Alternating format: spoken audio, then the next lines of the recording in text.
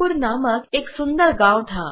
गांव की मिट्टी बहुत उपजाऊ थी। गांव के अधिकांश लोग खेती किया करते थे। इसी मनोहरपुर में दो भाई रहते थे। वो दोनों किसान थे। उनके घर अलग अलग थे, पर दोनों में बड़ा प्रेम था। दोनों भाई हमेशा एक दूसरे की भलाई की बात सोचा करते थे। इस वर्ष पूरे गांव में फसल अच्छी हुई थी। कटाई हो चुकी थी। खलिहान में अनाज के ढेर लगे थे। एक दिन बड़े भाई ने छोटे भाई की मदद करने के लिए अपने अनाज के ढेरे से 10 गठरी अनाज बांधा और एक गठरी सिर पर रखकर छोटे भाई के खेत की ओर बढ़ा।